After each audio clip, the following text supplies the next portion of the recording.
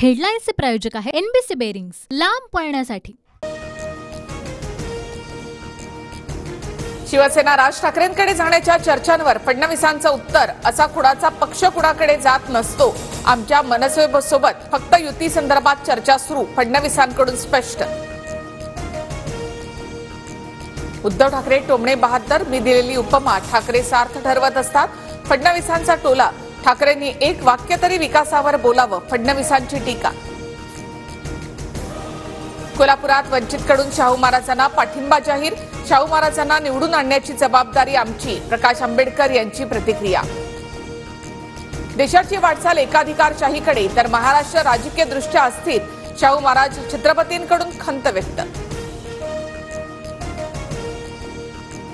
काँग्रेसने 7 जागांबाबत आम्हाला सांगावं, महाविकास आघाडीमधला तिढा संपल्यानंतर 26 तारखेला भूमिका जाहीर करू, प्रकाश आंबेडकर यांच्याकडून स्पष्ट। भाजपला घटना बदलण्यासाठी बहुमत हवं आहे, घटना बदलण्यासाठी बहुमत द्या, असं माजी मंत्र्यांना सांगितलं। इंदापूरच्या सभेमध्ये शरद पवारांची भाजपवर टीका। मुख्यमंत्री आणि दोन्ही उपमुख्यमंत्र्यांची आज अमित शहांसोबत बैठक, उर्वरित जागा वाटपाचा फॉर्म्युला लवकरच निश्चित होईल, फडणवीसांची माहिती। उपमुख्यमंत्री देवेंद्र फडणवीस दिल्लीमध्ये दाखल, भाजपच्या केंद्रीय निवडणूक समितीच्या बैठकीला उपस्थित राहणार। महाराष्ट्र भाजपची दुसरी यादी जाहीर होण्याची शक्यता। केंद्र सरकारच्या वाणिज्य आणि उद्योग मंत्रालयाकडून कांदा निर्यात बंदी पुढील आदेश येईपर्यंत कायम, कांदा निर्यात बंदी कायम ठेवल्यामुळे व्यापारी आणि शेतकरी हवालदिल।